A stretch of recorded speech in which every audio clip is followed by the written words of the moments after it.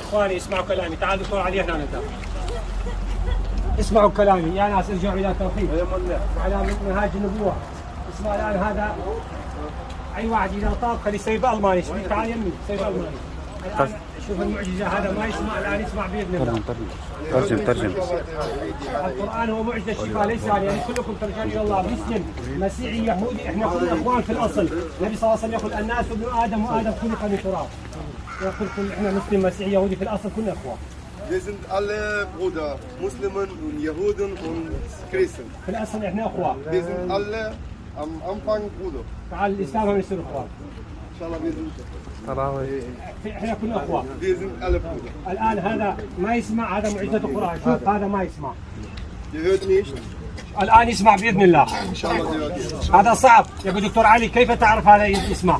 حبيبي هذا قران معجزه ليس اني. كلهم بس اللي يعرف الماني يتكلم. احنا نحكي الماني. الان قران معجزه شفاء، تعال يمي هو فيش تتكلم، بارك الله وش راسك. عيون. هذا الشخص جاي من الكويت خاص لك. خليه يكمل على راسي. هذا ما سلافي هو ولا شنو؟ ايش افغاني؟ ما تسوي ترجمه الماني. هذا اسمع الان هذا ما يسمع من الطفوله، الان باذن الله تعالى ومعجزه القران الان يسمع ويتكلم. لا مو مشكله.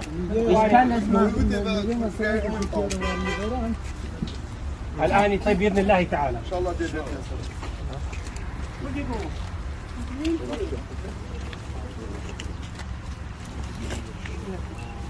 بسم الله الرحمن الرحيم. وننزل من القرآن ما هو شفاء ورحمة للمؤمنين ولا يزيد الظالمين إلا خسارا. وإذا مرضت فهو يشفين وإذا مرضت فهو يشفين وإذا مرضت فهو يشفين. مبارك عليكم سنة 2022. الله والديك مولاي. ترجعون الى الله والقران والسنه، لا تسوون احتفالات، سووا خدمه الفقراء والمساكين في سبيل الله. الان 2023 الان هذا يطيب، هذا هو عمل انساني، ليس تسوون رقص ومشروب، هذا بارك الله فيك. ما بفائده. دعوا للاسلام.